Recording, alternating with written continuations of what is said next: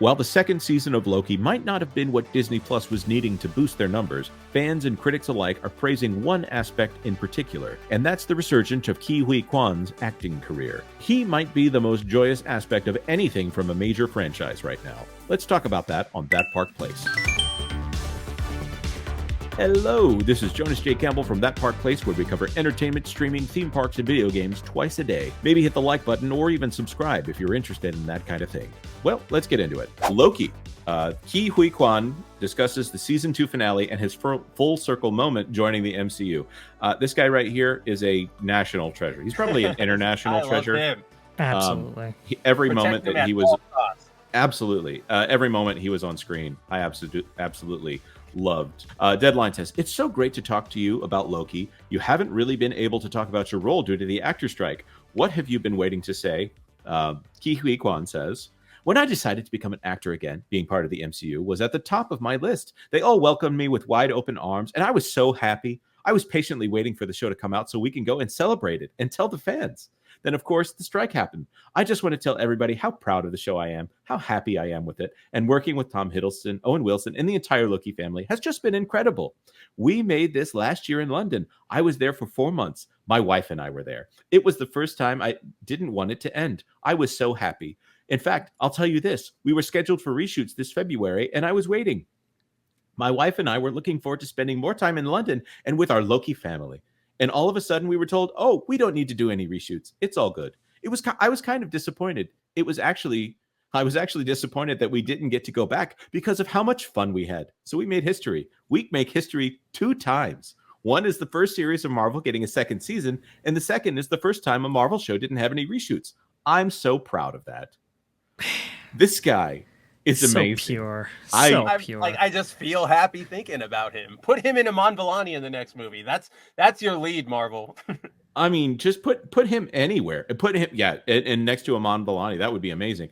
So it says, it's quite a feat to not have any reshoots. So that was probably one of the few times you were excited for reshoots. And he says, a lot of times actors dread doing reshoots because you have to go back. You have to get back into character. But for this, I was really happy. I was looking forward to it. It's so ironic because the more I wanted to do it, it's like, oh, we don't need it. But this is a testament to how great the show is and how great a leader Tom Hiddleston is. Working with him has been incredible. It was such a masterclass on how to be a great actor, a great leader, and most importantly, a great human being. He is so kind and humble. My goodness gracious. Just give him a hug. I just cannot understand how this guy is. I mean, I think I'm a positive person. Yes. I wish that I had this guy's outlook on life. I think I'm generally a positive person, but wow. I would agree with that. What a ray of sunshine. The fact that they did not get this guy back on board for Indiana Jones 5, I mean, it's just a travesty, right? Like a travesty. This guy, I think, just his presence alone, his he could have offered this kind of promotion for that film leading up to it. I mean, I think that could have put what, like $100 million more in the till for that movie. I understand it's not the greatest, but it's like just it's something. This guy captures every single thing he he does, and he's been doing it since he was a kid. Absolutely phenomenal. This interview makes me not only want to go watch Loki, but it wants me want to like it.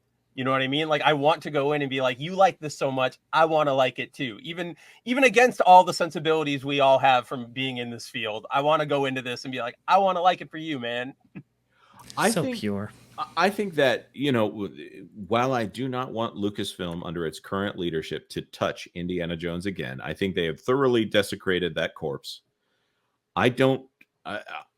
Disney does have a trump card here. If they wanted to do an entire movie based around Ke Huy Quan, it probably doesn't need to be called Indiana Jones. It can maybe have a subtitle of Indiana Jones or something that's like, this is the same character. This is Short Round. And they can give him that little bit of an edge that Short Round had, that bizarre thing of having a world-weary child.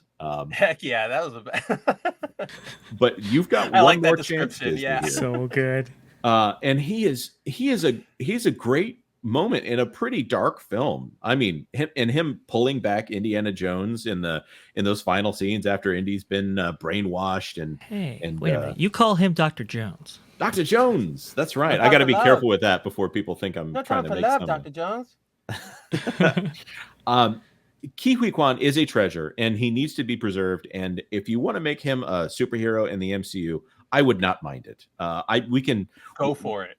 If you make want to him Shang-Chi. That would be amazing. We have the multiverse. You can replace Kang. Let's do it. Or make him Iron Fist. I don't know. I give all that. I would take that too. Yeah. This just goes to show that based off what you've said, Spencer, and what Vash has said, I think that Marvel actually has a lot more in terms of diversity that they could do. Not that I'm trying to push them for diversity, but if you take someone who is a universally liked actor and you put them into a role that is, okay, maybe not the traditional race and gender of whatever that role is, and you say, but we're going to put this person that everyone likes in that role, then you maybe wouldn't have all that backlash, as opposed to like the instance of Echo, where the casting decisions for that one, the main actress let slip that she was asked to audition for that role. Well, I don't think she was even asked to audition. I think she was kind of told, if you want to do this, you can do this.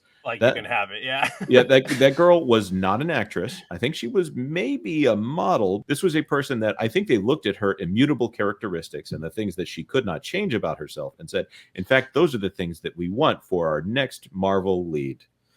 And I think we're all looking forward to Echo, right?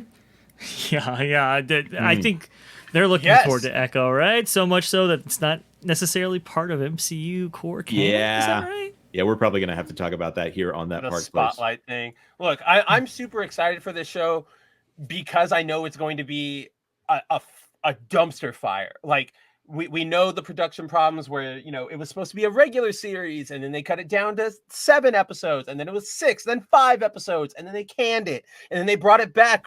And the rumor is they brought it back because they didn't have anything to air during the writer's strike and the SAG after strike and all that stuff. So and then we got the recent leaks about her powers, where instead of, being like the Echo in the comics, where she's kind of like Taskmaster and she can do anything after seeing it once. Now she's essentially Native American Avatar, where she gets her powers from her ancestors. So one of her female ancestors could fly. So then she taps into that and she can fly or whatever. She does all that. But then she also at the very end is going to get a Marvelified leg. And that's what I'm so excited for. There have been costume images out there where she has the full MCU lines, technology, gold plating on her leg. And I'm just that's going to be the hottest seller in Christmas. I guess she's going to get that from Kingpin. Wait. I mean, we have to come up with story reasons, right? Or are they just forgetting about that entirely? It'll probably be a magic boot. I don't know. That comes from the Native Americans. What? I don't know. Well, this reminds me, there's of course an episode of Spider-Man and His Amazing Friends that is not on Disney Plus. So you won't find it on Disney Plus if you look for it. The last time I checked, it was still available on iTunes if you wanted to pay for it, where there is a Native American superhero that his superhero origin is literally, my father taught me the ways of my people. That's essentially what Echo is, man. So are we trying to say that all Native Americans are magic and have superpowers? By the way, that's an episode. That's one of my favorite things. Or you go ahead. Yeah, you finish, Jonas. That's also an episode that has straight up swastikas in it because they're fighting the Nazis. I knew it was that episode. Yep. Yeah. And the dialogue in those are so it's so amazing. The Kingpin will say, "I've constructed the most pregnable fortress ever constructed," which is would you think about pregnable? That? Most pregnable? You want it to be broken in?